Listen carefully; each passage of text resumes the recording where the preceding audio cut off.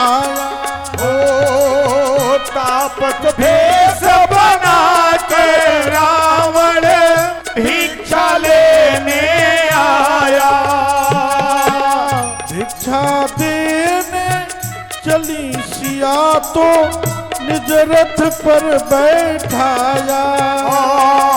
भिक्षा देने चली सिया तो निज रथ पर बैठाया। रथ पर क्यों बिठाया? बोले सिया भिक्षा देने आई। भिक्षा क्यों देने चली? जब लक्ष्मण जी ने मना किया था कि रेखा से बाहर मत जाना, क्यों बाहर गई? क्यों का उत्तर सीता ने दिया कि यदि मैं इस रेखा से बाहर न जाती हूं तो ये सन्यासी भिक्षा लेगा ही नहीं। ये कह रहा है कि मैं भिक्षा, बंधी भिक्षा नहीं ले सकता, रेखा से बाहर आओ। और रेखा से बाहर जाना मना किया है। जिसने रेखा खींचा उसी ने मना किया है। फिर क्यों बाहर आई? वहां लिखा है कि अरौ अप्यच्युतम कार्यम आतिथ्यं गृहमागते तो सतस्मै दुष्कृतम दत्वा पुण्यमादाय गच्छति। यदि आपका शत्रु भी आपके सामने भिखारी बनकर आ जाए, जीवन भर दुश्मनी है आप जानते हैं, लेकिन याचक बनकर आ जाए तो वो जो मांगे देना चाहिए। और यदि ना कहा जाए भिक्षुक के सामने कि हम नहीं देंगे तो परिणाम क्या होगा? बड़ा विचित्र परिणाम है। स तस्मै दुष्कृतम दत्वा पुण्यमादाय गच्छति।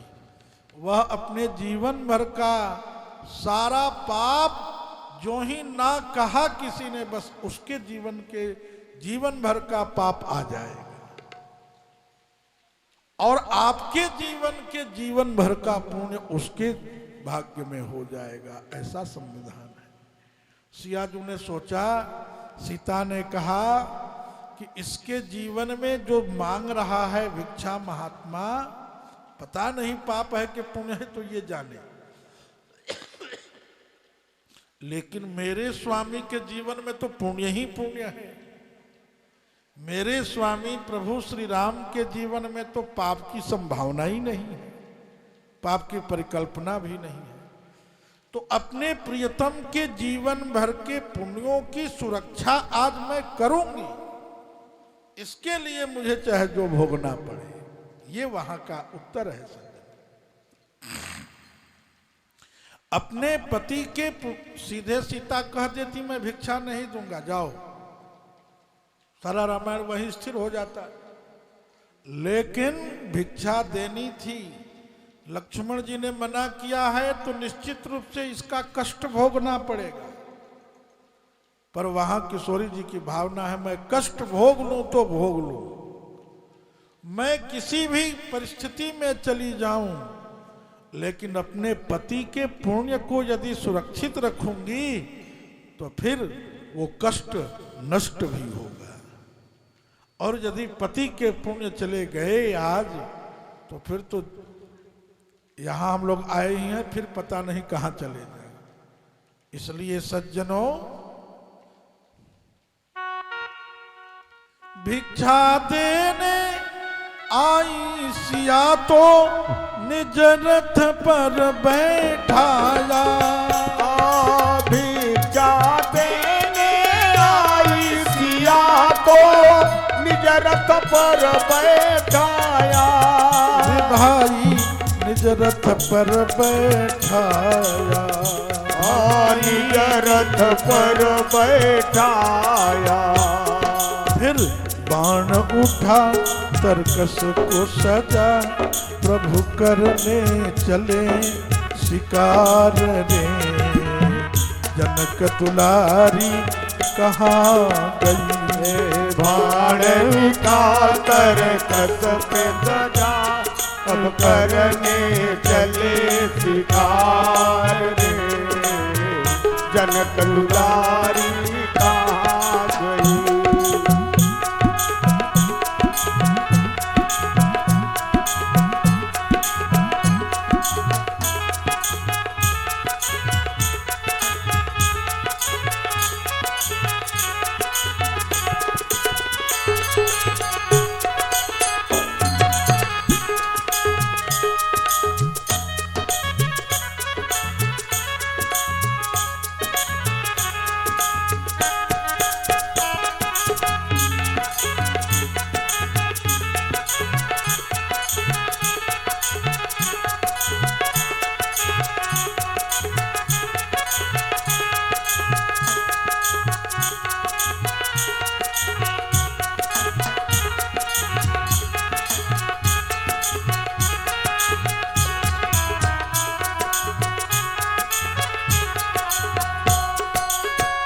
तापस वेश बनाकर रावण भिक्षा लेने आया।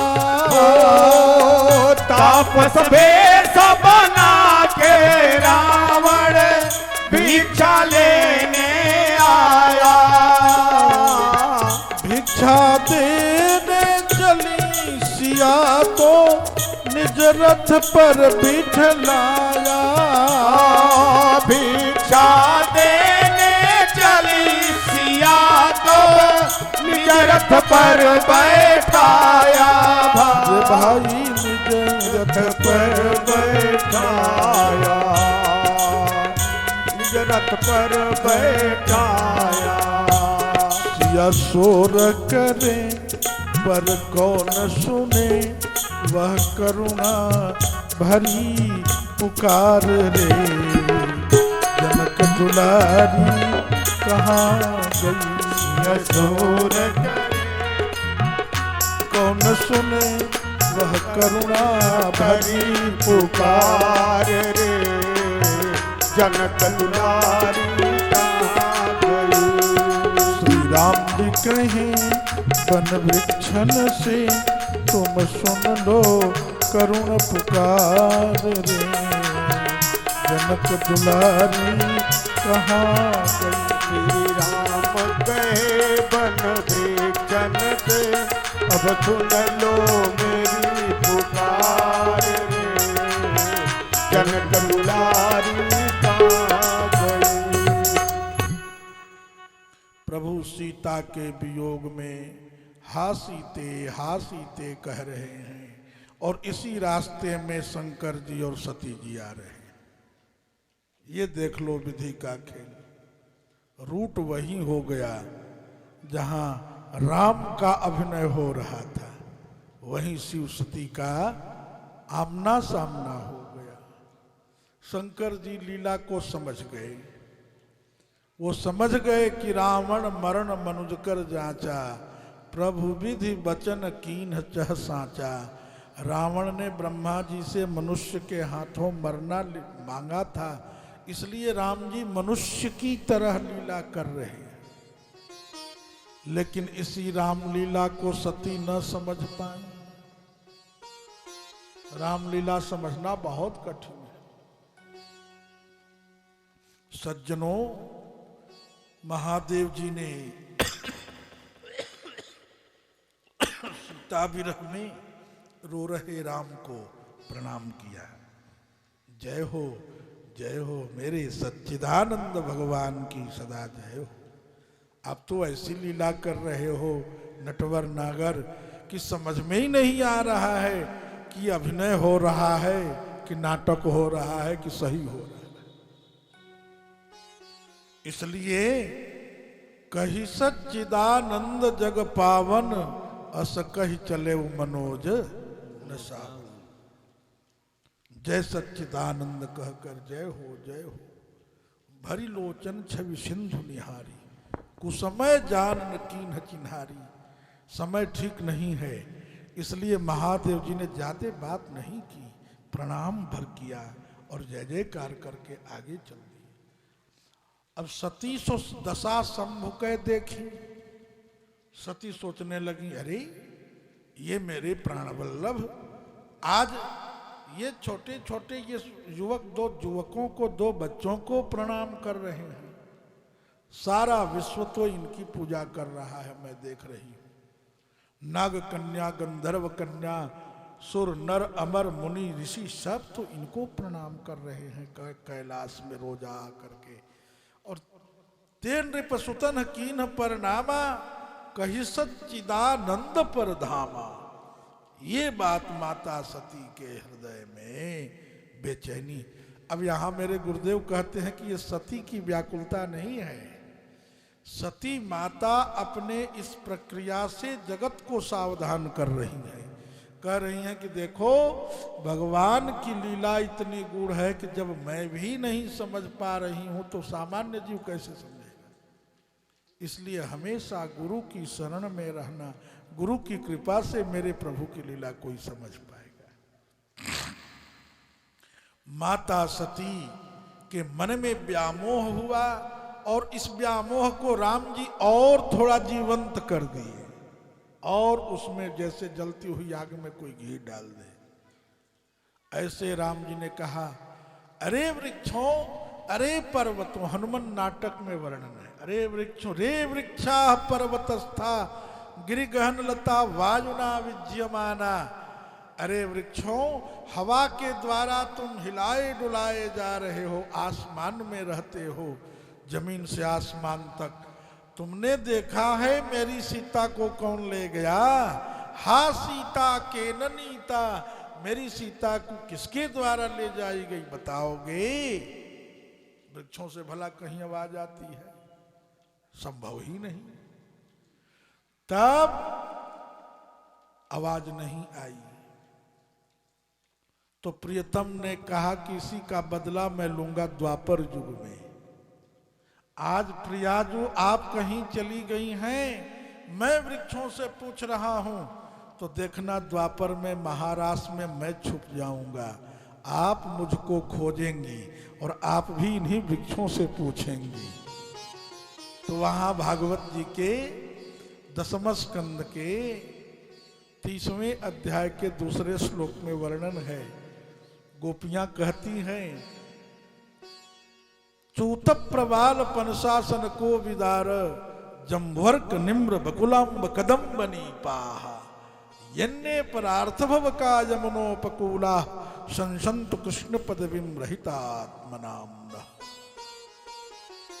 राधा रानी अपनी अष्ट सखियों के साथ रास बिहारी जी को खोज रही थी, तो यही कह रही थी जैसे राम जी वहां कह रहे थे, हे खग मृग हे मधुकर श्रेणी, केवल भाषा का अंतर है। कह रही हैं, अरे चूत, चूत मने आम, चूत प्रियाल पनशासन को विदार, अरे आम, अरे कटहल, पनस मन कटहल, को विदार, अरे जामुन जम्बू, अर्क मन अय मदाड़, निम्र, अरे निम्ब, बकुलम्ब कदम्बनी पाहा, अरे बकुल, अरे कदम्ब, अरे नारंगी, अरे नींबू के वृक्ष तुमने देखा जरूर होगा, मेरे प्रियतम को बताओ। प्रियतम कह रहे हैं कि जैसे त्रेता में मुझको तड़पाया था, मुझे वृक्षों से पूछना पड़ा था, ऐसे ही आज मैं छुप गया हूं, तुम वृक्षों से पूछो तो समझ में आए। सज्जनों, बोलो जय सिया राम। अब सती जी के मन में समुत्कंठा हो गई है कि ये हमारे स्वामी ने राजपुत्रों को क्यों प्रणाम किया, सामान्य युवकों को। अब राम जी ने और लीला सरस कर दी, हा सीता के ननीता, मेरी प्राण प्रिया को कौन ले गया? लक्ष्मण जी वहीं थे, बोले प्रभु क्या कर रहे हैं? अरे थोड़ा धैर्य धारण करें आप, किशोरी जी फिर मिलेंगी, भाभी साहिबा फिर मिलेंगे। राम जी ने कहा, तुम कौन हो जो मुझको समझा रहे हो? लक्ष्मण बोले हद हो गई।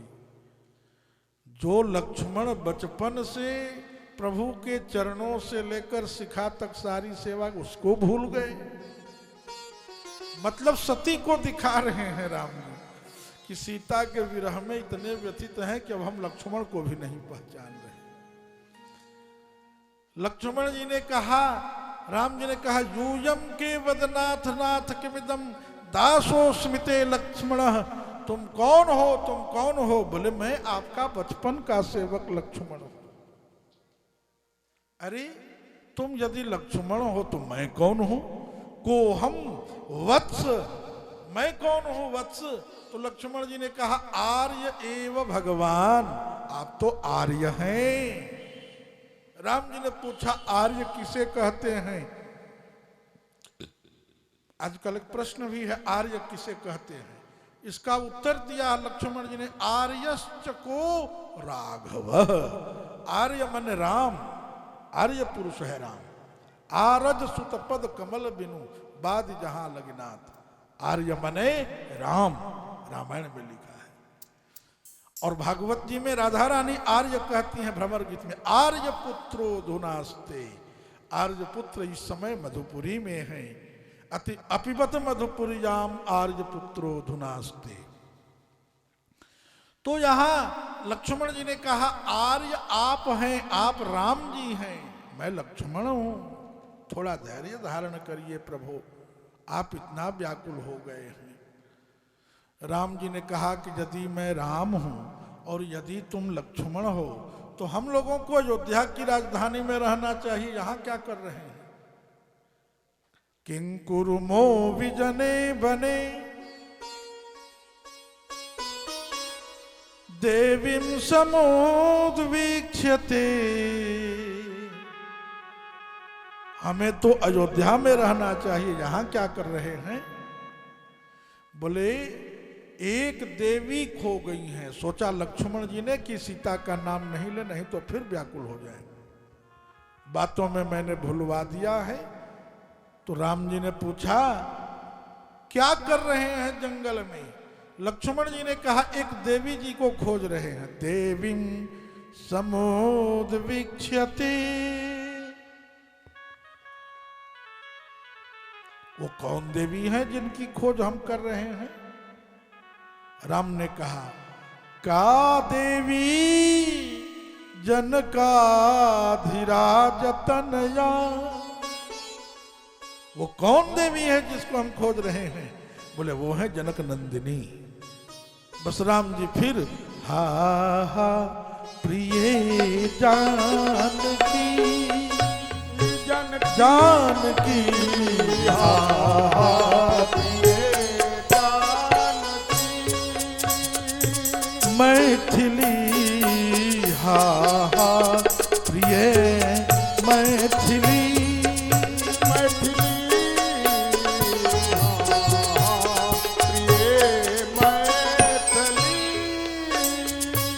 का देवी जनकाधिराज तनया।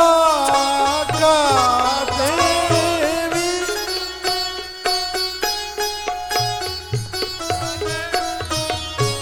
का देवी जनकाधिराज तनया।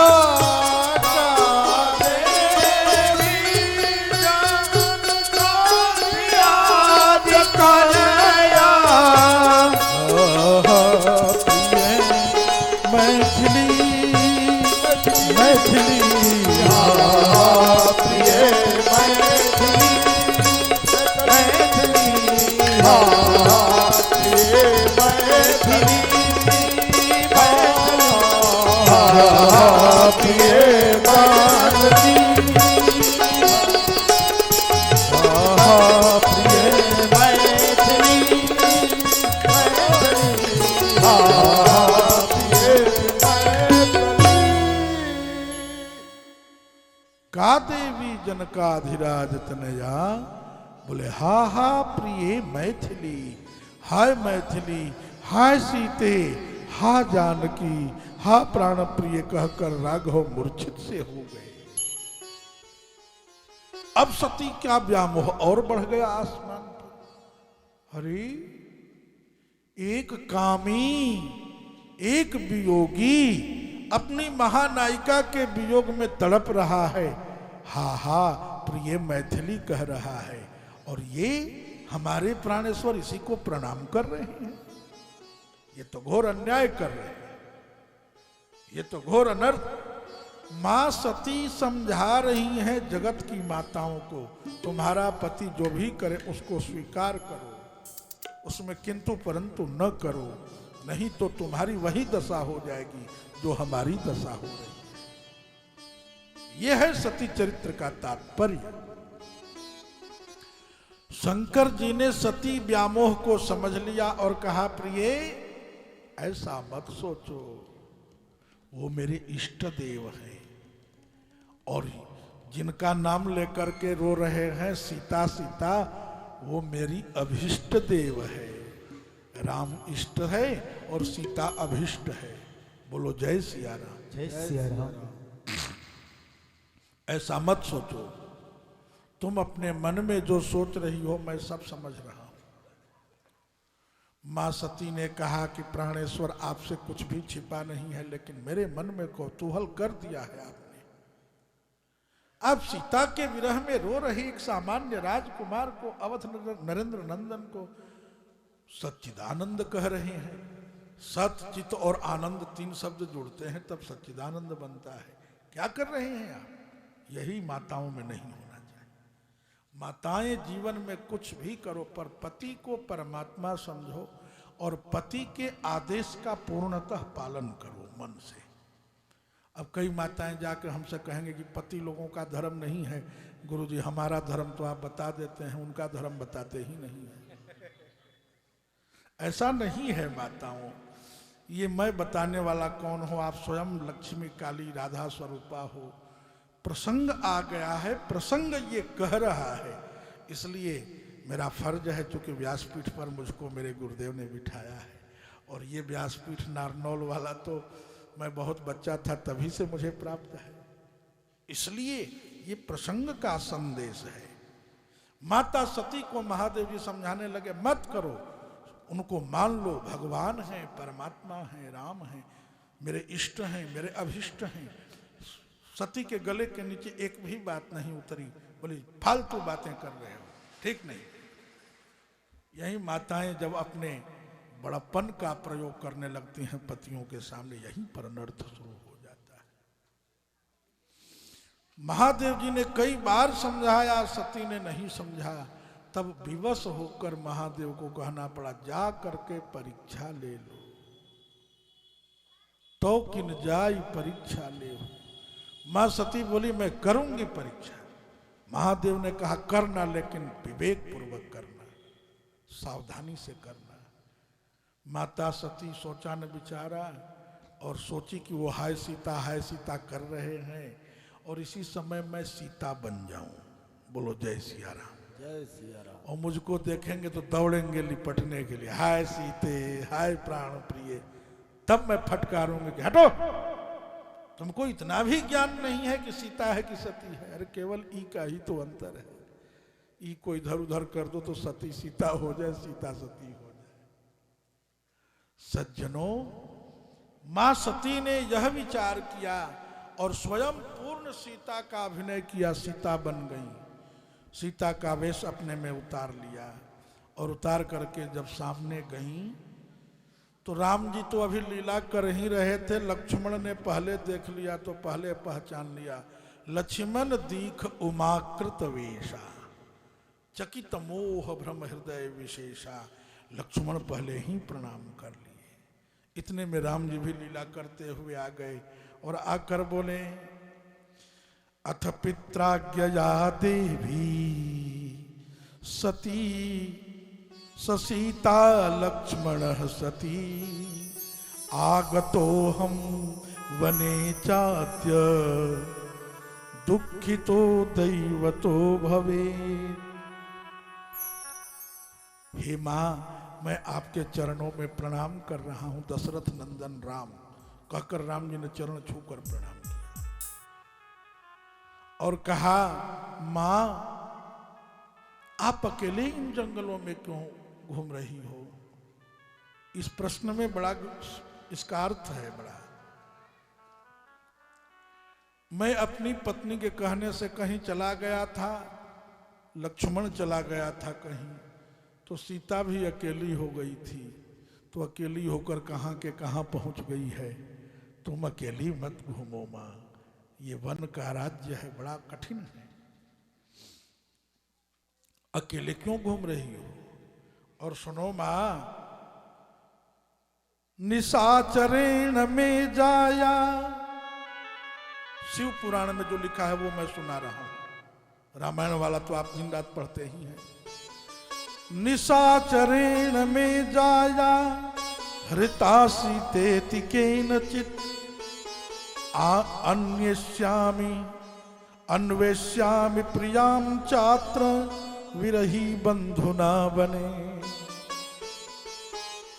मेरी भार्या को निशाचरों ने हरण किया। निशाचरेण में जाया, मेरी भार्या को निशाचर ने हरण किया है।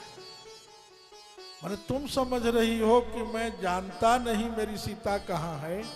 पहले प्रश्न में ही पूरा वृत्तांत बता दिया बिना पूछे। निशाचरेण में जाया, निशाचर राज रावण के द्वारा मेरी भार्या का अपहरण हुआ है। मैं उन्हीं को खोज रहा हूं कहां है। लेकिन हे भगवती, आज मुझे पूर्ण विश्वास हो गया। दर्शनम ते यदि प्राप्तम सर्वथा कुशलम मम। आज आपके दर्शन हो गए इस जंगल में तो मेरा कुशल हो गया। अब मेरी सीता मुझे अवश्य मिल जाएगी, क्योंकि आपके दर्शन ही कल्याण के सूचक हुआ करते हैं। दर्शनन्ते यदि प्राप्तम सर्वथा कुशलम मम। भविष्यति न संदेहो मातस्ते कृपया त्वयि। हे मां, तुम्हारी कृपा से मेरा सारा असंभव अब संभव हो जाएगा, ये मुझे पूर्ण विश्वास हो गया। सीता प्राप्ति वरो देवी भविष्यति न संशयः। तम हत्वा दुखदम पापम राक्षसम त्वदनुग्रहात्। मां, तुम्हारे अनुग्रह से मैं राक्षस को मारूंगा और अपनी प्रिया को अपने पास लेकर फिर अयोध्या पहुंचूंगा। मदभाग्यम ममाद्यैव यदा यद्यकार्ष्टि कृपाम युवाम। यस्मिन् सकरुणौ स्याताम सधन्य पुरुषो नरः। हे भगवती, हे मां, जिस पर तुम कृपा करके अनुग्रह कर लेती हो वह जीव धन्य हो जाता है संसार में, और जिस पर तुम्हारी कृपा करुणा न हो वह व्यक्ति संसार में कुछ भी पाता नहीं है, कटोरा लेकर भिक्षाटन करता रहता है। देवी भागवत में वर्णन है कि ये जो जिंदगी भर भीख मांगते फिरते हैं, जिन्हें न भर पेट अन्न मिला, नहीं वस्त्र मिला, नहीं रहने को आवास मिला, छाया मिली, समझ लेना चाहिए कि निश्चित रूप से पूर्व जन्म में जगदम्बा की अर्चा नहीं किया है, शिवा की पूजा नहीं किया है। ये फल है, दुष्परिणाम है। देवी भागवत में तो ऐसा है ही, नार्चन्ति जगदम्बिकाम। और यहां शिव महापुराण में स्वयं भगवान श्री राम कह रहे हैं, मदभाग्यम ममाद्यैव यद्यकार्ष्टाम कृपाम युवाम। यस्मिन् सकरुणौ साताम सधन्य पुरुषो नरः। जिन पर आपकी कृपा हो जाती है वही पुरुष धन्य है मां। इसलिए मां की पूजा किए बिना दुनिया में कोई काम नहीं करना सकता। सारे देवताओं के लिए एक एक दिन रात है साल में। राम जी के लिए नवरात्र, रामनवमी है, कृष्ण की जन्माष्टमी है, शिव के लिए शिवरात्रि है, लेकिन मां के लिए नवरात्रि है। बोलो जय सिया राम। जय सिया राम। और ये नवरात्र भी एक बार नहीं 2 बार है। बोलो जय सिया राम। जय सिया राम। और 2 ही नहीं 4 बार है। 2 तो प्रगट नवरात्र है, 2 गुप्त नवरात्र है। बोलो जय सिया राम। जय सिया राम। इसलिए मां से बड़ा इस संसार में कोई नहीं है। नास्ति मातृ समो गुरु, मां के बराबर कोई गुरु नहीं है। अब कोई कितना भी कट्टर वैष्णव हो कि मैं राम राम के सिवा दूसरा नाम नहीं बोलूंगा, वृंदावन वाले कहें कि मैं राधा राधा के बिना, कृष्ण कृष्ण के बिना दूसरा शब्द नहीं बोलूंगा, ऐसे भी अनन्य भक्त होते हैं, संत होते हैं। लेकिन जब यज्ञ कुंड में बैठोगे, यज्ञ कुंड के चारों तरफ, और मान लो वृंदावन वाले कृष्ण यज्ञ कर रहे हो, राधा यज्ञ, और अयोध्या वाले श्री राम महायज्ञ, तो आहुति के समय तो राम राम बोलना छोड़ना पड़ेगा ना, राधा राधा छोड़ना पड़ेगा कि नहीं? उस समय क्या कहोगे? स्वाहा। उतनी देर राम या कृष्ण या राधा छूट गया कि नहीं छूट गया? ये तत्व ही ऐसा है श्री तत्व कि जब सामने खड़ा हो जाए तो सब अपनी अपनी बात भूल जा करके और भगवती का नाम बोलना पड़ता है, स्वाहा स्वाहा। ये स्वाहा क्या है? जयंती मंगला काली भद्रकाली कपालिनी दुर्गा क्षमा शिवा धात्री स्वाहा स्वधा नमोस्तुते। ये स्वाहा देवी भगवती का स्वरूप है।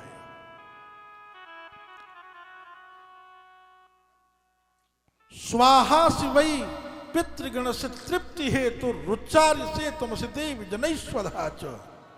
हे मां, तुम ही स्वाहा और स्वधा नाम से विख्यात होकर पितृगणों को स्वधा से तृप्त करती हो और स्वाहा से देवताओं को तृप्त करती हो। आप समझे कि नहीं? ये स्वाहा का बहुत महत्व है। इसलिए वंदे भारत मातरम, ये भारत मां है। ये शिव पुराण जरूर है, लेकिन मेरा कीर्तन क्या होता है? शंभु प्रिय जय शंभु प्रिय, शंभु प्रिय जय शंभु प्रिय, शंभु प्रिय जय शंभु प्रिय, शंभु प्रिय जय शंभु प्रिय। शैल सुते मां शैल सुते गाइए, शैल सुते मां शैल सुते, शैल सुते मां शैल सुते, शैल सुते मां शैल सुते। शंभु प्रिय मां शंभु प्रिय, शैल सुते मां शैल सुते, शंभु प्रिय मां शंभु प्रिय, शैल सुते मां शैल सुते। है शिव पुराण, लेकिन प्रतिपादन शिवा का हुआ है। बोलो जय सिया राम। जय सिया राम। ऐसे ही वाल्मीकि रामायण है रामायण, लेकिन उसमें रमा का चरित्र प्रकट हुआ है। काव्यम रामायणम कृष्णम सीतायाश्चरितम।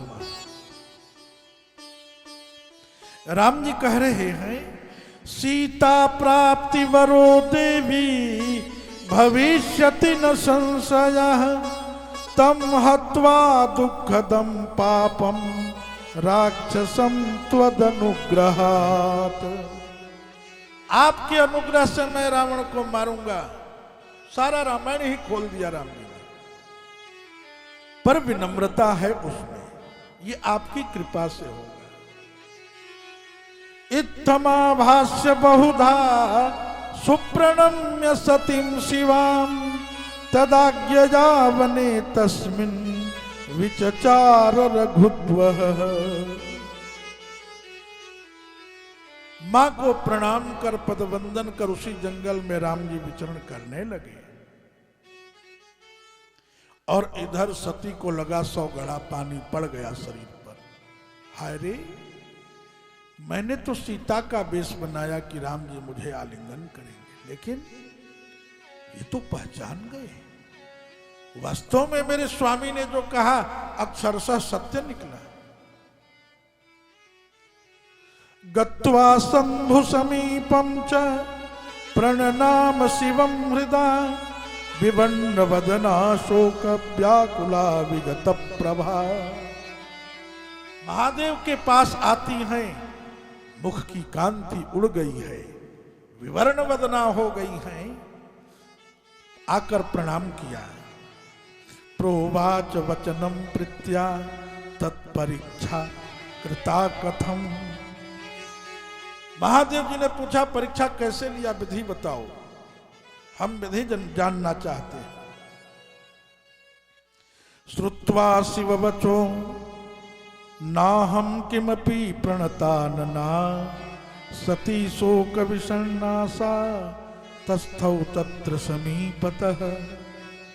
मां सती ने कहा, स्वामी मैंने परीक्षा लिया ही नहीं। कछु न परीक्षा ली न गोसाई, इसी का अनुवाद है कि न प्रणाम तुम्हारी ही नहीं। जैसे आपने प्रणाम किया ऐसे हमने भी कर लिया। अब माता सती ने सोचा झूठ का सहारा लेकर जान बचा लूं। लेकिन असत्य का सहारा बड़ा खतरनाक होता है। वो सहारा होता ही नहीं, देखने में लगता है सहारा है। सज्जनों, महादेव जी से क्या छिपेगा संसार की कोई भी वस्तु छिप सकेगी? संभव नहीं है।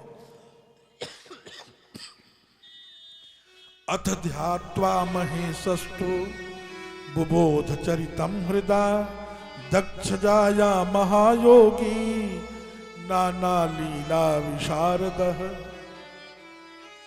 नाक बंद कर, नेत्र बंद करके सती का चरित्र महादेव जी ने देख लिया। और क्या देखा कि मेरी सती तो आज सीता बन रही है। अरे सस्मार अथ ध्यात्वा महेशस्तु विबोध चरितम हृदय दक्ष जाया महायोगी नाना लीला विशारदः। सस्मार स्वप्नम पूर्वम यत्कृतं हरिकोपतः तत्प्रार्थितोऽथ रुद्रोऽसौ मर्यादा प्रतिपालकः। महादेव जी ने ध्यान करके सती का सारा वृत्तांत देख लिया और देखते ही बहुरी राम मायहि सिरनावा प्रेरि सती जेहि झूठ कहावा। राम की माया को प्रणाम कर लिया और कहा कि धन्य हो प्रभु, कौन सी लीला रच डाले आज। मन ही मन प्रण कर लिया। आज के बाद, आज से यदि अब सती से मैं पत्नी की तरह प्रेम करता हूं तो भक्ति की मर्यादा नष्ट हो जाएगी, क्योंकि इसने सीता का रूप बना लिया है। अब इसको मुझे प्रणाम करना है, ध्यान करना है। इसके आगे कभी भी पत्नी भाव से नहीं जाना है। मन में ये प्रण किया, मन ही मन प्रण किया, और जो ही मन में प्रण किया शिव संकल्प कीन मन माही एहतन सती भेंट अब नाही। परिणाम क्या हुआ? उस समय महादेव जी ने जब प्रण किया तो आकाशवाणी होने लगी, आकाश से शब्द सुनाई पड़ने लगे। धन्य है महादेव जी, आपने तो एक छोटी सी बात पर सती जैसी परम पतिव्रता नारी को आजीवन के लिए परित्याग कर दिया। धन्यस्त्वं परमेशान त्वत्समोद्य तथापण न कोप्य स्त्री लोकेस्मिन् महायोगी महाप्रभु। ब्रह्मा जी कहते हैं, नारद श्रुत्वा व्योम वचो देवी शिवम पप्रच्छ विप्रभा कंपणम कृतवान नाथ ब्रूहि में परमेश्वर। हे नाथ, आपने कौन सा प्रण किया है?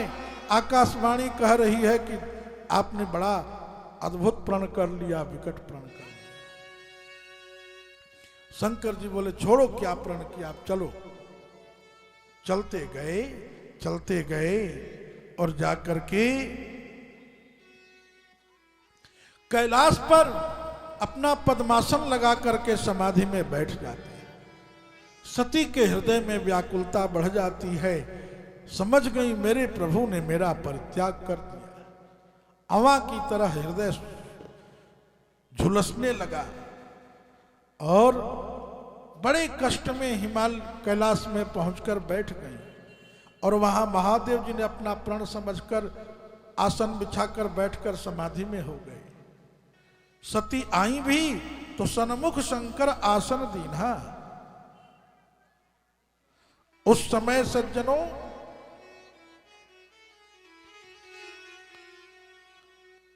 माता सती आगे बैठी हैं और महादेव जी ध्यान में बैठे। कुछ देर ध्यान के बाद जब बाहर आए, बीते संवत सहस्र 87 तजी समाधि शंभु अविनाशी। राम नाम शिव सुमिरन लागे, जाने सती जगत पति जागे। सती माता आती हैं, चरणों में प्रणाम करती हैं। सन्मुख शंकर आसन दीन्हा, सामने बिठा लिए और बिठा करके लगे करण कछुक हरि कथा रसाला। दक्ष प्रजेश भये तिहि काला।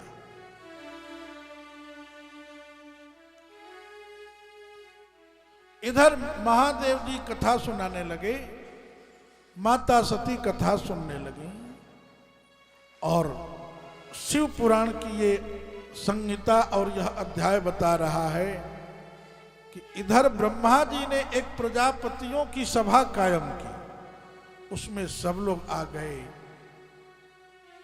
दक्ष और ब्रह्मा पीछे से आए, इनको देखकर सब खड़े हो गए। लेकिन ऋति विरिंचम शर्वम च, दक्ष को आया देखकर सब खड़े हो गए, लेकिन ब्रह्मा जी और दक्ष ये दो नहीं खड़े हुए। दक्ष ने कहा ब्रह्मा जी के लिए चलो ये तो परमेष्ठी पदासीन है, पर ये क्रोध में आकर के दक्ष ने महादेव जी को श्राप दे दिया। सहभागम न लभताम देवर देवगणाधम। श्री नंदीश्वर जी ने भी दक्ष को श्राप दिया, जिस मुख से तुमने मेरे स्वामी को श्राप दिया वह तेरा मस्तक कटकर गिर जाए और सत्यो मस्त मुखो भवे, तुरंत बकरे का मुख हो। अब दक्ष ने सोचा इस यज्ञ का कार्यान्वयन मुझे करना चाहिए, बिना शिव का यज्ञ कैसे होगा। तो हरिद्वार में कनखल मोहल्ले में यज्ञ ठान दिया और यज्ञ ठान कर सभी देवताओं को आमंत्रित कर दिया। सभी देवता विमान में बैठ करके और कैलाश पर जहां महादेव जी महादेवी को कथा सुना रहे हैं, वहीं से होते होते विमान से उड़ान भरने लगे। सब विमान में बैठकर जाने लगे। चंद्रमा के साथ रोहिणी जा रही थी। सब वहां पहुंच गए। गंधर्व विद्याधर सिद्ध संघान आदित्य संघान सगणाश्च सयज्ञान।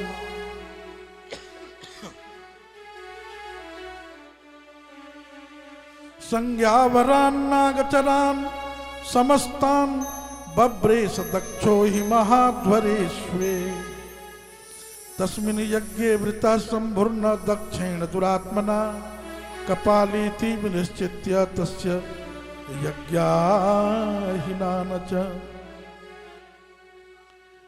आज सभी देवता आ गए यहां शिव जी के यज्ञ में और महादेवी जी महादेव जी के साथ वहां बैठी हैं। श्री भगवान दधीचि दक्ष के यज्ञ में आते हैं और देखते हैं कि इस यज्ञ में मेरे आराध्य महामृत्युंजय प्रभु नहीं आए हैं, इसमें सब आ गए हैं। इसमें देवता भी आ गए, उपदेव भी आ गए, सब आ गए, पर महादेव नहीं आए। अकरोत आदरम तस्या भगिन्यश्च यथोचितम नान्योपि तद्भजा तत्र शिव माया विमोहितः। इस यज्ञ में सब आ गए, केवल मेरे स्वामी नहीं आए। दधीचि ने सबको फटकारा, कहा कि ये यज्ञ उसी प्रकार सुशोभित नहीं हो रहा है जैसे फसल के बिना खेत सुशोभित नहीं होता है, जैसे बादल के बिना आकाश सुशोभित नहीं होता है।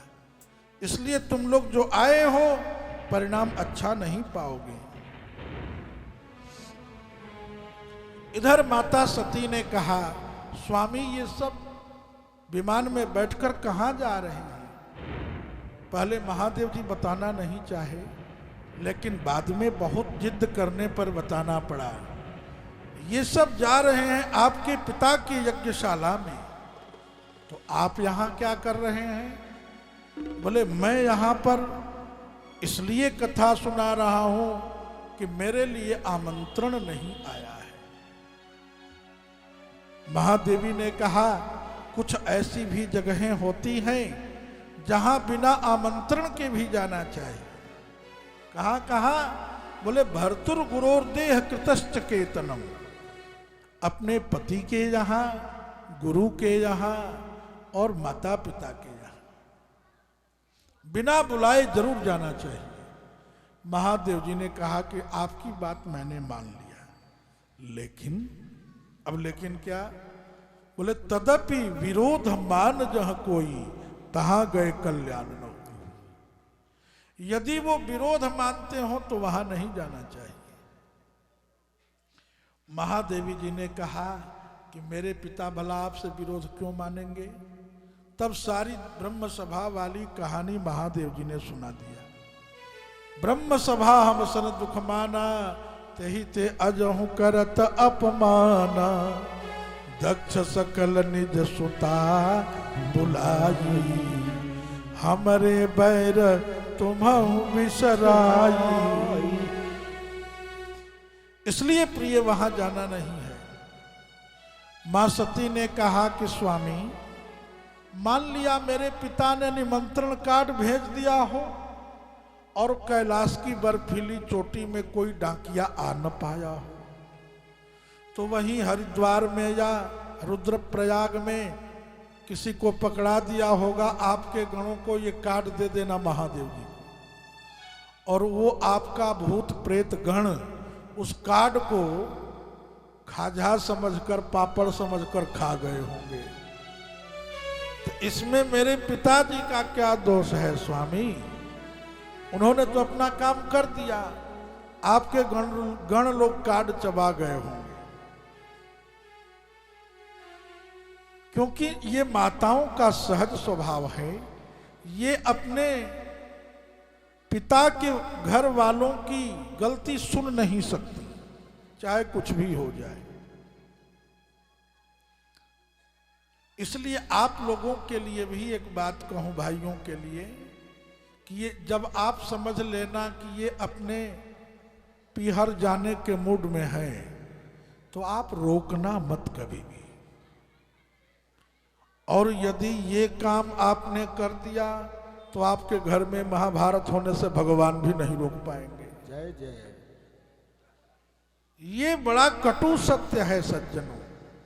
माताओं का यदि मन बन गया कि मुझे जाना है और आपकी परिस्थिति अलाउ न भी करे, तो सारा काम छोड़ के पहले पहुंचा देना। ये भी न कहना अपने भाई को बुलाओ, अपने बाप को बुलाओ। यहां पर यही सब हो रहा है। महादेव जी ने समझाया कि हम नहीं जाएंगे क्योंकि निमंत्रण नहीं है। महादेवी ने कहा कि ऐसा हो नहीं सकता कि मेरे पिता यज्ञ करें और आपको निमंत्रण न दें।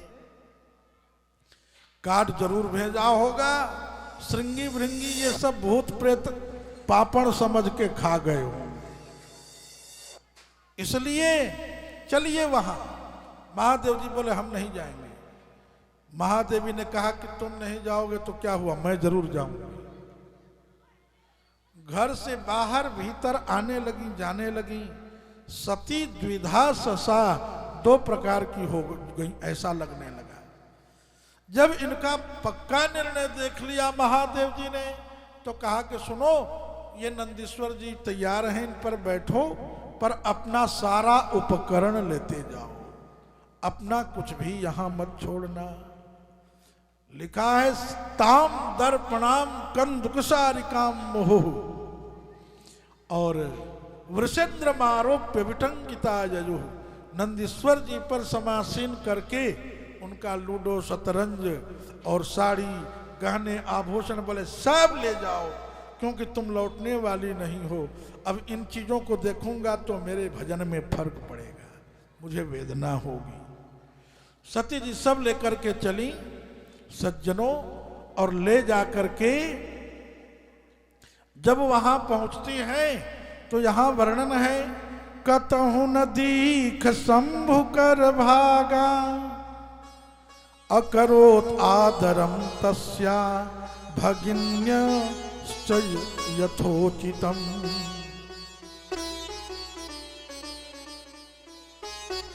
तदा दक्षम दहंती व रुषापूर्णा सती भृशम, क्रूर दृष्टिया विलोक्यैव सर्वानप्यपमानिता। माता सती से जितनी बहनें मिली, बहुत व्यंग्य वचन बोलती हुई मिली। केवल एक माता प्रेम से मिली, सादर मिली भली एक माता, भगिनी मिली बहुत मुस्काता। अवचित चढ़े जो शंकर कहे। माता सती ने सोचा जरा यज्ञशाला में जाऊं। यज्ञशाला में गई हैं, कहीं भी शिव का कोई अंश नहीं। हे विष्णु त्वं महादेवं किम न जानासि तत्त्वतः सगुणम निर्गुणम चापि श्रुतजोजम वदन्ति ह। मां सती ने सभा को संबोधित किया। मां सती ने ब्रह्मा विष्णु को भी, शिव महापुराण में वहां विष्णु भगवान भी हैं और ब्रह्मा भी हैं, मानस में नहीं है। मानस में आप देखिएगा तो यहां अंतर है। चले सकल सुर जान बनाई विष्णु विरंच महेश बिहाई, वहां तीनों देवता नहीं है। पर शिव पुराण में उस यज्ञ मंडप में विष्णु भगवान हैं और ब्रह्मा जी भी हैं। दोनों को माता सती ने संबोधित किया। हे विष्णु त्वं महादेवं किम न जानासि तत्त्वतः सगुणम निर्गुणम चापि श्रुतजो यम वदन्ति ह। सभी देवताओं का नाम लेकर कहा, अरे देवताओं, क्या तुम नहीं जानते हो मेरे स्वामी यज्ञेश्वर हैं? उन्हीं की कृपा से तुम अपने देवलोकत्व को, देवत्व को प्राप्त किए हो, और आज उनकी अनुपस्थिति में आप लोग यहां कैसे उपस्थित हो? ऐसा भगवती सती कह रही हैं। और इसी बीच में दक्ष ने देखा सती को बोलते, वो बैठा था आहुति दे रहा था, बीच में ही उठकर खड़ा हो गया। ये यहां कैसे आ गई? इसको किसने बुलाया? भगाओ, हटाओ इसको। सती ही बिलो की जरे सब गाता। इसको देख करके तो मेरा खून खौल रहा है, कैसे चली आई? भगाओ। अब ऐसे में सती क्या करती?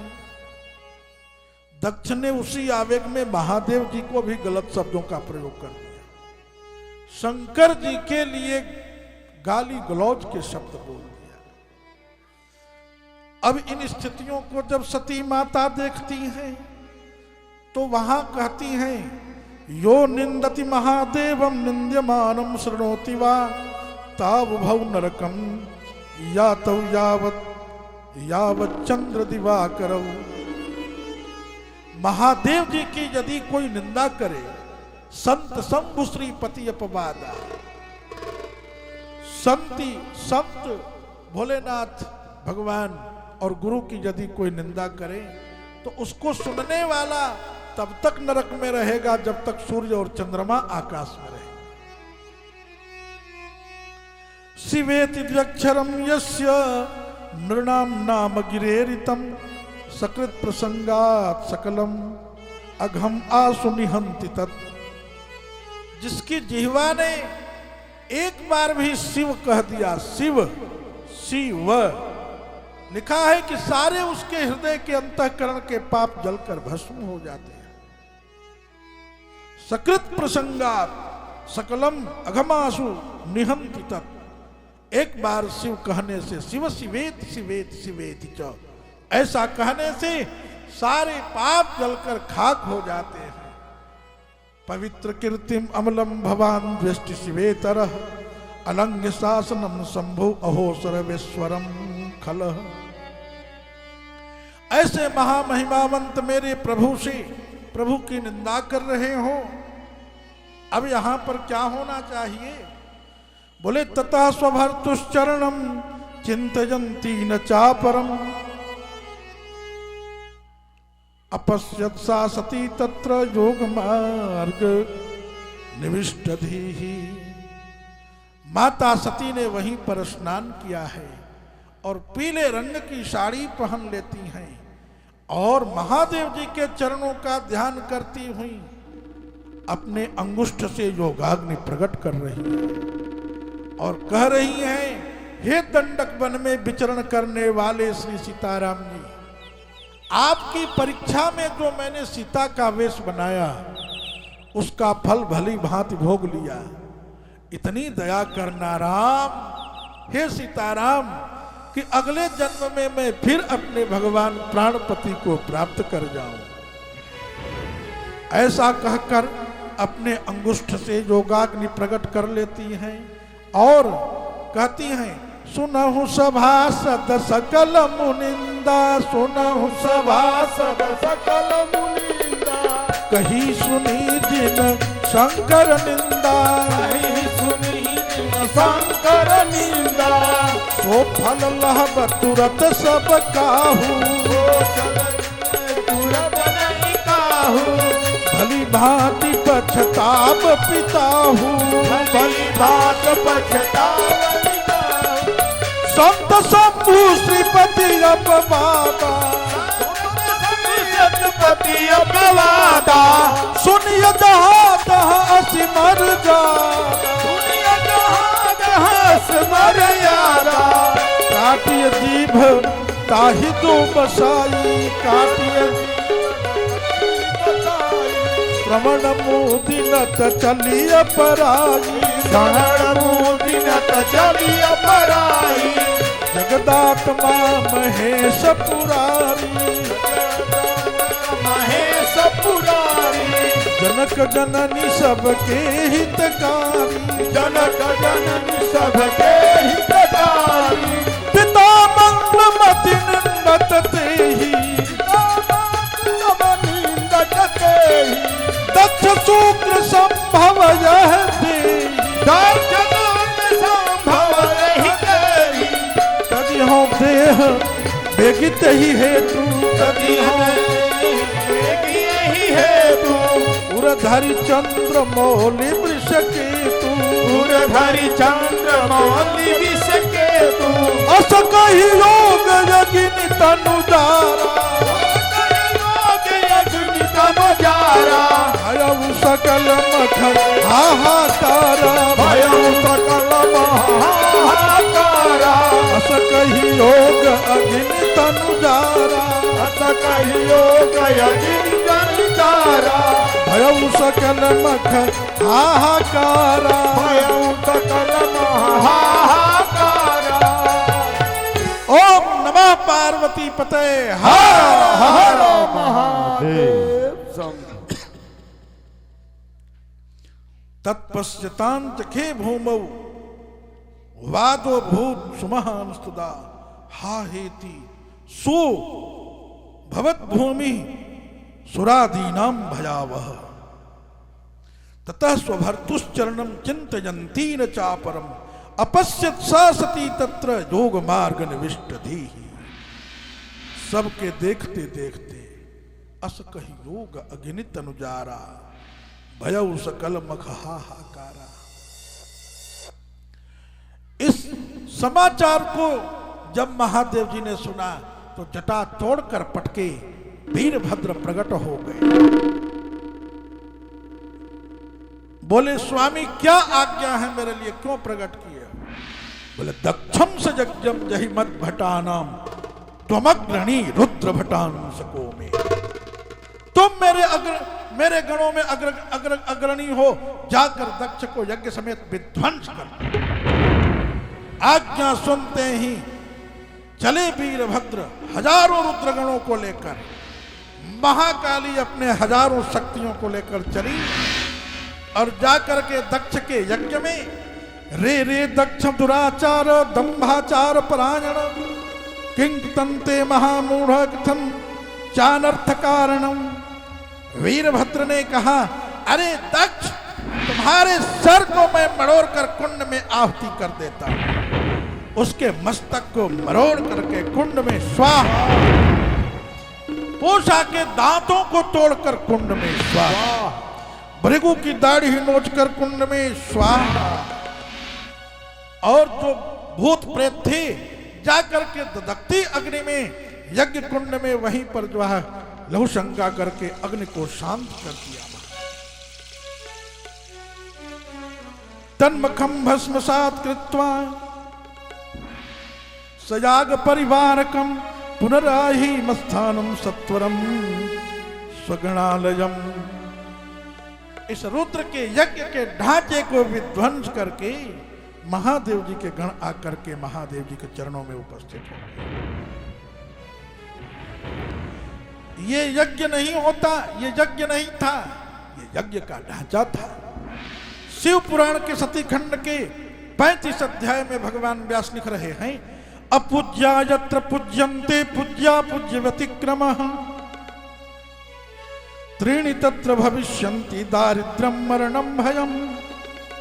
जहां अपूज्य की पूजा होती है और पूजनीय का सम्मान नहीं होता, वहां अकाल मृत्यु और मृत्युजन्य पीड़ा और अकाल ये हो जाता है सब। आज यही हालत हो गई दक्ष की यज्ञशाला में। वीरभद्र ने सभी लोग पालों को परास्त किया यहां से और सभी भागे अपने अपने लोक लोकांतरों में।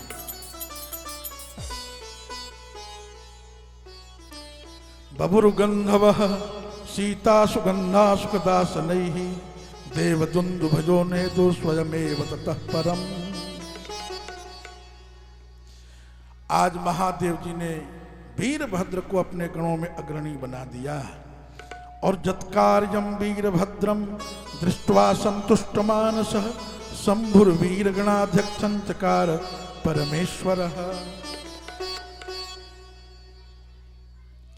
सज्जनों, यहां पर एक प्रश्न कर दिया है नारद जी ने ब्रह्मा जी से।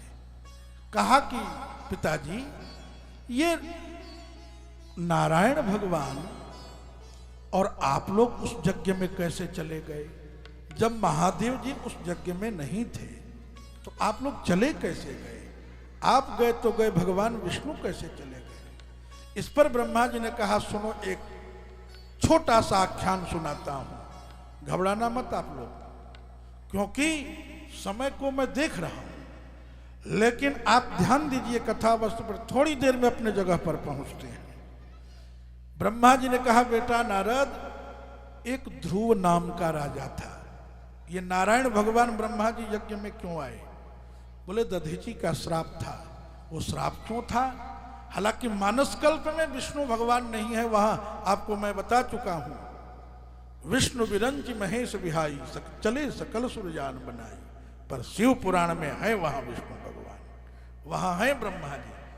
अब इसका कारण पूछा नारद जी ने। ब्रह्मा जी बता रहे, एक बार ध्रुव नाम के राजा जो विष्णु भगवान के भक्त हैं और श्री दधीची जी भोलेनाथ के भक्त हैं, दोनों प्रचंड हैं, दोनों में मित्रता हो गई। मित्रता कुछ दिन चली और कुछ दिन के बाद ध्रुव ने कहा कि विष्णु भगवान बड़े हैं, इस बात को हे मित्र दधीची तुम मान लो। दधीची ने कहा, जी नहीं, भोलेनाथ बड़े हैं, इसको तुम मान लो। ये लड़ाई आजकल नई नहीं है, पुरानी है, बहुत लंबी चौड़ी लड़ाई आ रही है। अंत में दधीची न हटने वाले थे अपने जिद से, न ध्रुव हटने वाले थे। दोनों ने अपने दोनों आराध्यों के महत्व का वर्णन किया। श्री ध्रुव ये नहीं, भागवत वाले ध्रुव नहीं, ये आप समझिएगा। श्री उत्तानपाद पुत्र ध्रुव नहीं है, ये ध्रुव अलग है। इन्होंने कहा कि दधीचे, मेरे प्रभु नारायण श्रेष्ठ हैं। इन्होंने कहा नहीं, मृत्युंजय श्रेष्ठ है। दोनों अपने अपने जिद पर अड़े रही, इसी में दोनों में लड़ाई हो गई। दोनों की मित्रता शत्रुता में बदलने लगी।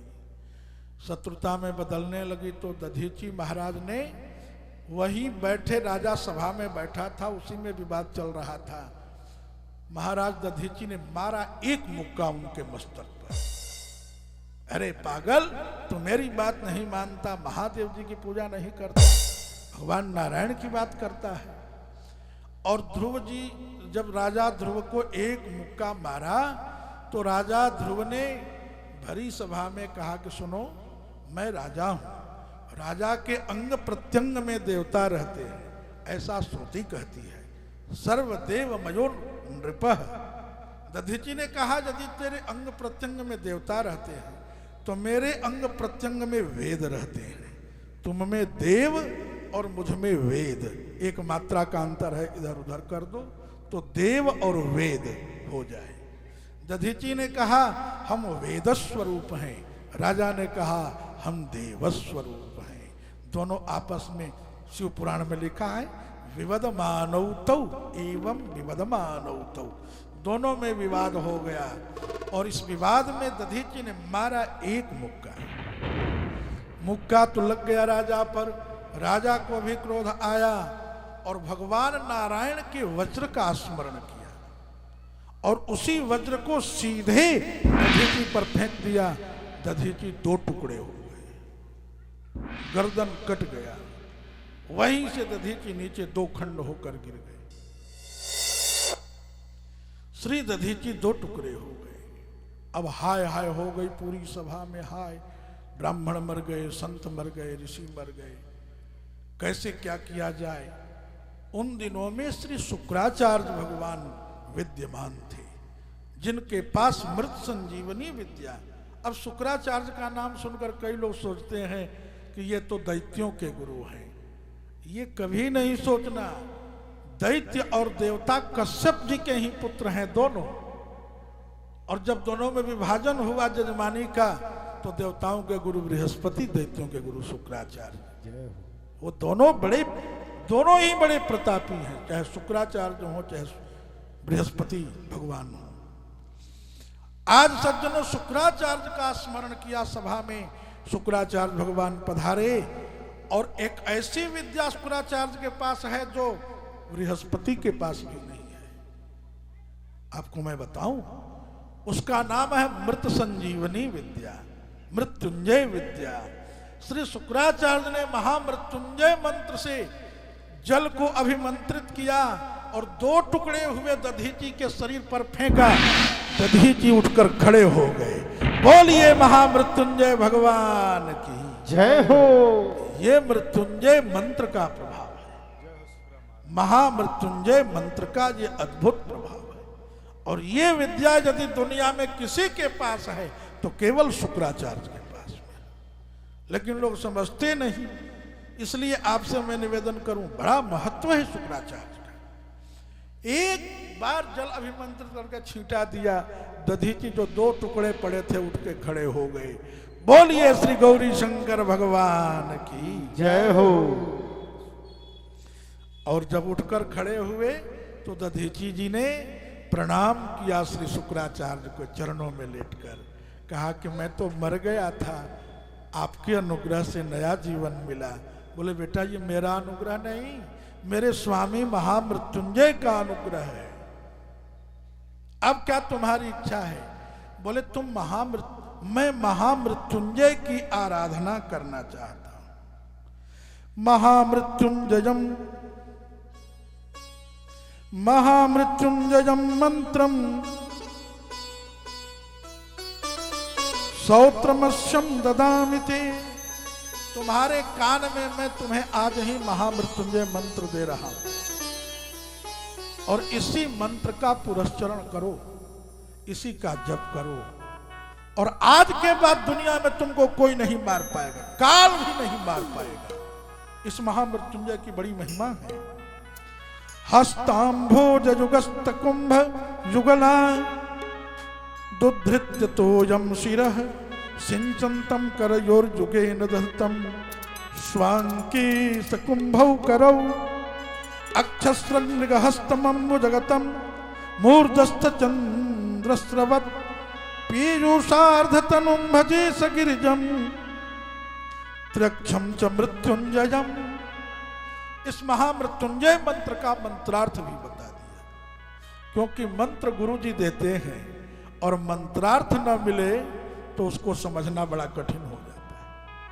और लिखा है कि मंत्र मंत्रार्थ जो दाता गुरु रित्यभिधीयते। जो मंत्र भी सुनाए मंत्रार्थ भी सुनाए वही सदगुरु, पक्का सदगुरु है। और हमारे गुरुदेव भगवान यहाँ मंत्रार्थ भी सुनाते थे। श्री सुरेश भैया के आवास में सभी गुरु भाई जुटते थे और जब तक स्वयं सुनाए तब सुनाए, और जब बाद में उनका शरीर श्रांत रहने लगा तो वह सेवा मेरे ऊपर उन्होंने सौंपी। कहा कि बेटा मंत्रार्थ सुनाया करो इन लोगों को। आज भगवान दधीची को श्री शुक्राचार्य ने मंत्र भी मंत्रार्थ भी सुना दिया और श्री दधीची जी मंत्र का जप करके सिद्ध हो गया। मंत्र जपात सिद्धिर जपात सिद्धिर जपात सिद्धिर भवे ध्रुवम। मंत्र को जितना अधिक जपेंगे उतना ही सिद्ध होगा वो। इसलिए उसका जप किया।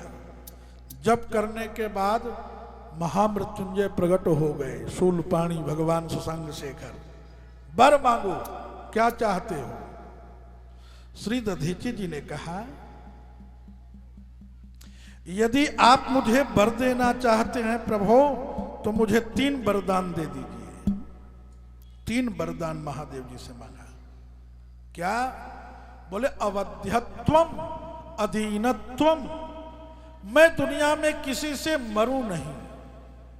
बोले एवमस्तु। दूसरा अधीनत्वम, किसी के सामने मुझे दीन होकर गिड़गिड़ाना न पड़े। बोले एवमस्तु। तीसरा मांगो, बोले दुनिया में किसी के सामने मुझे भय न होवे, काल और महाकाल के सामने। बोले एवमस्तु। वरदान देने में तो महादेव जी गजब के देवता है ना? तीनों वरदान पर तथास्तु कह दिया। अब दधीची महाराज वहीं से चले वरदान लेने के बाद, और भरी सभा में बैठे राजा ध्रुव की छाती पर 1 लात मारे जमकर, क्योंकि वो जान गए थे वरदान मुझे प्राप्त है, अब मेरा कोई रोमा भी नहीं उखाड़ सकता है। राजा को मारा 1 लात भरी सभा। राजा वहीं सिंहासन से नीचे गिर पड़े और कहा कि अरे ये कहां से शक्ति प्राप्त हुई तुम्हें?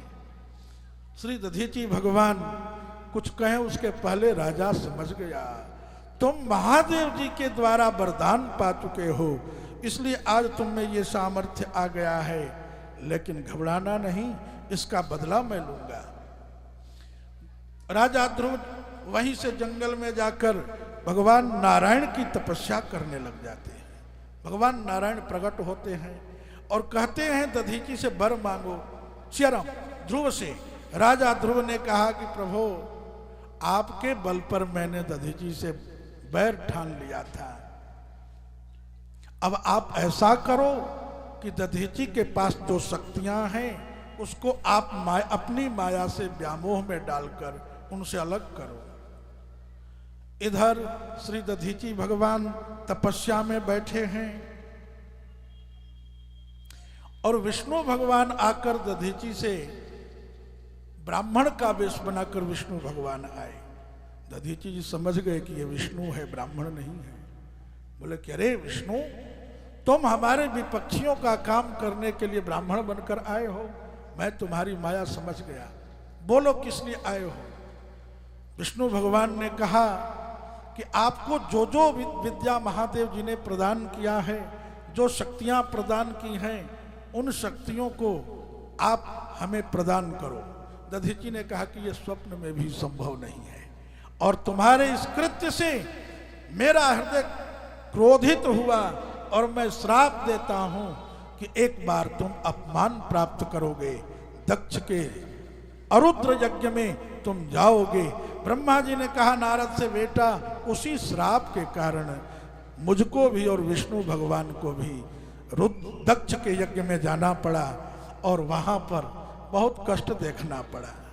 सती ने सबको संबोधित किया और संबोधित करने के बाद अपने शरीर को वहीं पर आत्मसात कर देती है। लेकिन मरते समय माता सती ने वरदान मांगा। क्या? यही वर मांगा, सती मरत हरि सन बर मांगा। सती मरत हरि सन बर मांगा। जन्म जन्म शिव पद अनुरागा। जन्म जन्म शिव पद अनुरागा। तेहि कारण हिमगिरि गृह जाई। जेहि कारण गृह जाई। जनमी पार्वती तनु पाई। जनमी पार्वती तनु पाई। जनमी पार्वती तनु पाई। जनमी पार्वती तनु पाई। माता सती ने यज्ञ कुंड के सामने जलते समय राम जी से वरदान मांगा था, अगले जन्म में मैं भोलेनाथ की ही प्रिया बनूं। प्रभु ने एवमस्तु कह दिया है। उसी वरदान के कारण वही सती श्री हिमाचल की पत्नी मैना के गर्भ से जन्म लेती है। इधर ब्रह्मा विष्णु आदि देवता कैलाश पर्वत पर आकर भोलेनाथ को प्रणाम करते हैं, स्तवन करते हैं और कहते हैं स्वामी ऐसी कृपा करो कि दक्ष का यज्ञ पूर्ण हो जाए। महादेव जी ने कहा कि हम आपकी स्तुति से प्रसन्न हैं और दक्ष का यज्ञ पूर्ण होगा। कैसे पूर्ण होगा? बोले जजमान के मस्तक पर, दक्ष के मस्तक पर बकरे का मस्तक लगाया जाए, भृगु की दाढ़ी में बकरे की दाढ़ी जोड़ी जाए और पूषा देवता के जो दांत गिर गए हैं पिष्टान्न की व्यवस्था की जाए। ऐसा ही किया गया और ऐसा करके जो ही महादेव जी प्रसन्न होकर आए अग्निदेव प्रकट हो गए और अग्निदेव के प्रकट होते यज्ञ नारायण प्रकट हो गए। फिर भोलेनाथ तो वहां है ही। अब दक्ष ने महादेव जी की स्तुति करनी चाहिए। बकरे के मुख से स्तुति होवे नहीं तो बड़बड़ाता हुआ बम बम जैसा कुछ सुनाई पड़ने लगा। उसी से महादेव जी प्रसन्न हो गए, हंसी आ गई। भक्तों को लगा कि शिव मंदिर में बम बम कहने से बाबा खुश हो जाते हैं। इसलिए तभी से शिव मंदिर में जाकर गाल के बजाए ते निहाल कर देता है। प्रवर्तताम बाच सदैव बम बम बम भोलेनाथ। यहां महादेव जी ने सभा को संबोधित किया और कहा यह करोति त्रिदेवेषु भेद बुद्धिम नराधमाः नरके सबसे नूनम यावदा चंद्र तारकम। जो ब्रह्मा विष्णु और शिव इन तीनों में भेद बुद्धि करेगा, ये बड़े हैं कि वे छोटे हैं, वह व्यक्ति तब तक नरक में रहेगा जब तक आकाश में तारे चंद्रमा और सूर्य रहेंगे। इसलिए ब्रह्मा विष्णु और शिव में कभी भी भेद मत करो। भेद करने वाला व्यक्ति नरकगामी हो। मत परः पूजयेत् देवान् सर्वानपि विचक्षणः स ज्ञानं लभते येन मुक्तिर्भवति शाश्वती। विधि भक्तिं विना नैव शिव भक्तिर्भवति वैष्णवी विष्णु भक्तिं विना मेन भक्ति क्वापि प्रजायते। न ब्रह्मा के बिना विष्णु शिव की भक्ति बनेगी, न शिव भक्ति के बिना ब्रह्मा विष्णु की भक्ति बनेगी, नहीं विष्णु भक्ति के बिना ब्रह्मा शिव की भक्ति बनेगी। इत्युक्त्वा शंकरः स्वामी सर्वेषां परमेश्वरः सर्वेषां शृण्वतां तत्रो उवाच वाणीं कृपाकरः। हरिभक्तो हि मां निन्देत् तथा सैवो भवेत् यति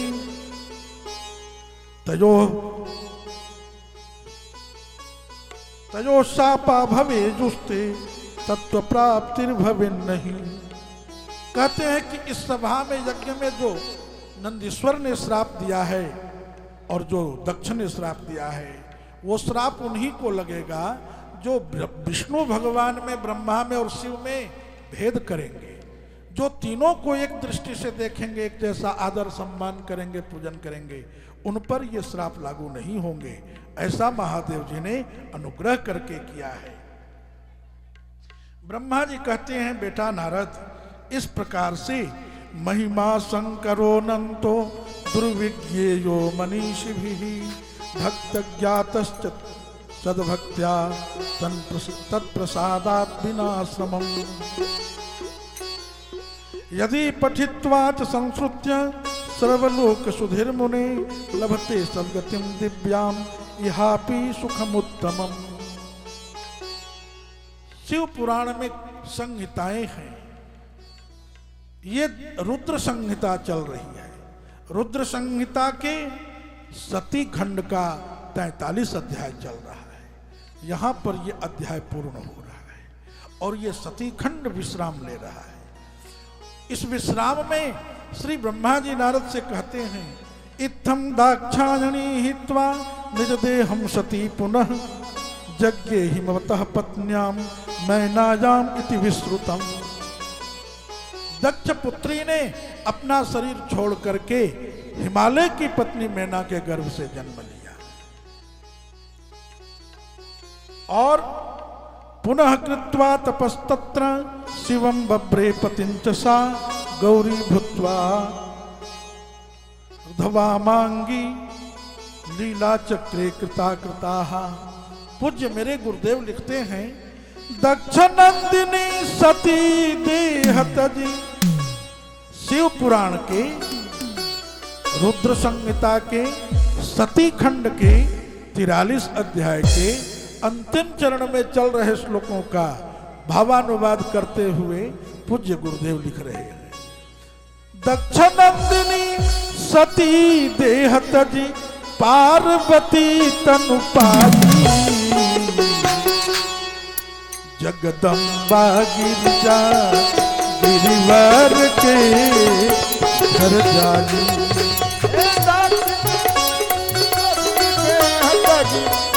नंदनी सती देह तजी पार्वती तनु पाई, जगदम्बा गिरिजा गिरिवर के घर जाई।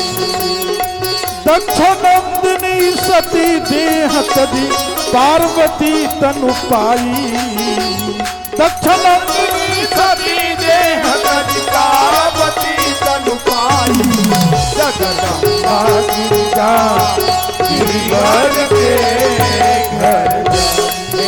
जगदम्बा गिरिजा गिरिवर के घर जाई।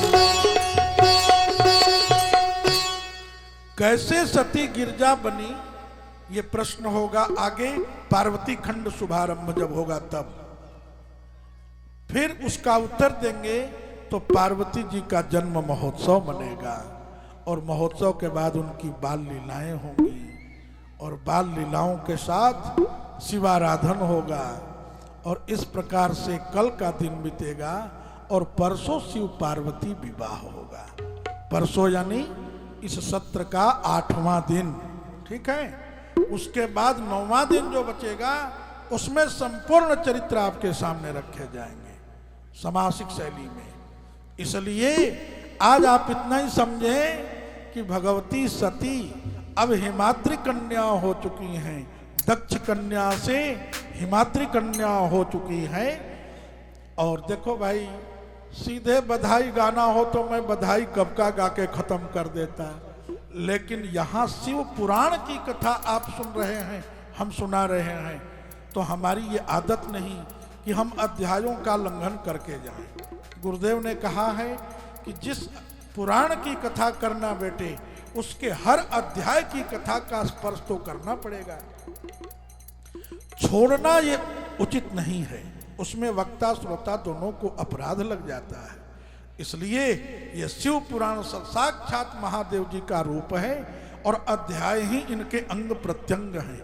इसलिए मैंने प्रत्येक अध्यायों को आपकी सेवा में, महादेव जी की सेवा में और आपके हृदय में बैठे सांब सदाशिव की सेवा में प्रस्तुत किया।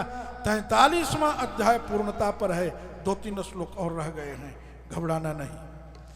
पुनः कृत्वा तपस्तत्र शिवम बभ्रे पतिम तशा गौरी भूत्वार्धवामांगी लीलाश्चक्रेद्भुता सती। इत्थम सती चरित्रम ते वर्णितम परमाद्भुतम भुक्ति मुक्ति प्रदम दिव्यम सर्व काम प्रदम तथा। इस चरित्र को सुनने से मिला क्या? बोले भुक्ति मुक्ति प्रदम नित्यम। जो भी सती खंड का श्रवण करेंगे सती चरित्र, उनको भोग और मोक्ष उनके हाथ में आकर खड़ा हो जाएगा और उनकी ऐसी कोई शुभ कामना नहीं होगी जीवन में जो पूर्ण न हो जाए। यह इसकी फलश्रुति है। इदम आख्यान मनघम पवित्रम परपावनम स्वर्गम यशस्यमायुष्यम पुत्र पौत्र फलप्रदम। इसको सुनने से आयु दीर्घ होगा, आप आरोग्य को प्राप्त करेंगे, स्वस्थ रहेंगे जब तक तब तक, और शरीर छूटने के बाद महादेव जी की चरण सन्निधि कन्फर्म है। बाल बच्चे आनंद में रहेंगे, उन्हें कभी कोई कष्ट नहीं होगा। य इदम शृणुयाद भक्त्या, य इदम श्रावयेत् भक्तिमान नरान्।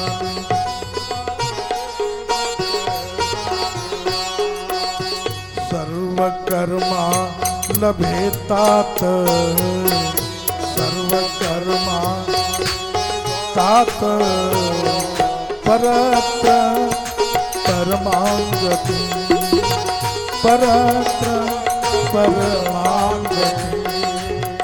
सर्वकर्मा लभेतात परत्र परमांगति। इस आख्यान को जो भक्त प्रेम से, विनम्रता से, भक्ति श्रद्धा से पढ़ते हैं, सुनते हैं, सभी कामनाओं की पूर्ति हो जाती है और परत्र परमाम लभेत, शरीर छोड़कर अंतिम समय में दिव्य गति की प्राप्ति होती है। ये इसके फलश्रुति है, ऐसा भगवान व्यास ने लिखा है। यह पठेत पाठजेद वापि समाख्यानमिदं शुभम, सोपि भुक्त्वाखिलान् भोगान् अन्ते मोक्षमवाप्नुयात्। स्वस्ति श्री शिव महापुराणे द्वितीयायां रुद्र संहितायां द्वितीये सती खंडे दक्षयज्ञानुसंधान वर्णन 43 श्री सांब सदा शिवार्पणमस्तु। आज सती खंड पूर्ण हुआ, लेकिन समय आज आधा घंटा ज्यादा लग गया। तो क्या इसके लिए मैं हाथ जोड़कर क्षमा प्रार्थना करूं है कि आपका आधा घंटा अधिक लिया। हालांकि शुरू में लेट भी हो गया, क्योंकि भक्तों के यहाँ जाना पड़ता है परंपरानुपालन में, तो आने में विलंब, तो फिर थोड़ा विश्राम में भी विलंब, तो फिर उठने में विलंब, तो नित्य नियम में विलंब। लेकिन कोई बात नहीं, मेरा प्रयास रहता है कि सेवा में आलस्य न हो। 3 घंटे कथा तो हम अवश्य आपको सुनाएं कम से कम, ये मेरा मन भी रहता है। आज बादलों ने भी कृपा की, और ये बादल कैसे हुए हैं जानते हैं आप दीदी? सांवर्तक, आवर्तक, मरुत, ये बादल हैं, 4 इनके नाम हैं। चौथा एक और है। इन चारों बादलों की उत्पत्ति कहां से हुई मालूम है? शिव महापुराण में लिखा है, सती खंड में ही। ये महादेव जी के ही पुत्र हैं चारों। बोलो जय सिया राम। पूरी कथा मैं नहीं सुना पाऊंगा, समय भी नहीं है और वातावरण भी नहीं, पर इतना जरूर जान लो कि महाप्रलय के समय जो चारों बादल बरसते हैं, गिरिराज गोवर्धन पर्वत उठाते समय जो बरसे हैं, वो ये चारों बादल हैं। और चारों बादल महादेव जी के पुत्र हैं, गणेश के भाई हैं, कार्तिक के भाई हैं सब। इसका मतलब क्या हुआ कि जब मां सती का चरित्र चले और महादेव का चरित्र चले और बादल आकर अपनी उपस्थिति न दे तो कृतघ्न माने जाते। इसलिए थोड़ी सी जलवृष्टि किया है, मनोपुष्पांजलि चढ़ाया है। बोलिए श्री गौरी शंकर भगवान की जय। अब भीड़ बहुत है आप लोगों की, इसलिए प्रेम से बैठे बैठे ही आरती करेंगे। और कोई सूचना हो तो आप लोग कहना चाहें तो है। हाँ, हेलो, जय श्री राम। आप सभी से निवेदन है कि प्रसाद छोटे गेट से वितरण किया जाएगा। जो भी चप्पलें जिनकी अंदर निकली हुई है वो पहन के ही छोटे गेट से जाएं बाहर, और धक्का मुक्की ना करें, और व्यवस्था बना के प्रसाद लेके जाएं। आज सबके लिए अन्नकूट का प्रसाद बनाए, तो सब व्यवस्था से चलें। और जो पीछे महिलाएं बैठी है, ये कुर्सियों से उठ जाएं, ताकि हमें व्यवस्था बनानी है प्रसाद बांटने के लिए। सिर्फ पीछे बैठी महिलाएं जो कुर्सियों पे बैठी है, बाकी सब लोग आरती बैठे बैठे करेंगे और सबको प्रसाद मिलेगा। कोई धक्का मुक्की ना करे, प्रेम से प्रसाद लेके जाए। जय श्री राम। कल की कथा में क्या होगा सुन लो भाइयों, बहनों, माताओं, मित्रों। कल भगवती पार्वती प्रकट होंगी बैठते ही व्यासपीठ पर। मंगलाचरण के बाद 10-15 मिनट के बाद तुरंत पार्वती जन्म बधाई मनाएंगे हम लोग। उसके बाद उनका व्रत अनुष्ठान आदि होगा, सब सुनेंगे। परसों शिव पार्वती विवाह होगा। पार्वती मंगल की कहानी परसों सुनेंगे। आप सभी भाई बहन कृपया बैठे बैठे आरती करें और पीछे वाले भाई खड़े रहें तो कोई बात नहीं, जो पीछे हैं उनके लिए कोई बात नहीं, लेकिन जो बैठे हैं वो बैठे ही रहें। सबको आरती के दर्शन हो जाएंगे। जय जय।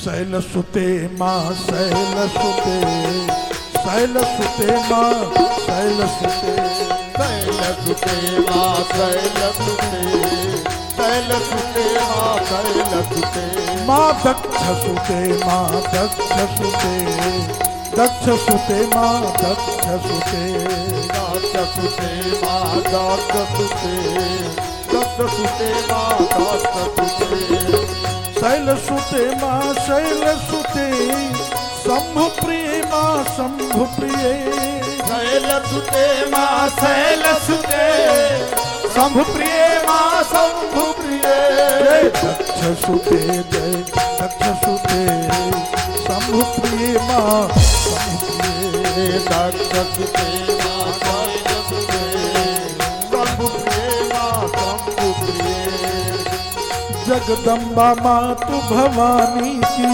शुभ आरती शंकर दानी की, जगदम्बा मातु भवानी की शुभ आरती शंकर दानी की, जगदम्बा मातु भवानी की शुभ आरती शंकर दानी की, जगदम्बा मातु भवानी की शुभ आरती शंकर दानी की, मंडप में शैल सुता सो है, मंडप में शैल सुता सो है, शिव शंकर के मन को मोह है, शंकर के मन को मोहे, वरने छवि ऐसो कवि को है,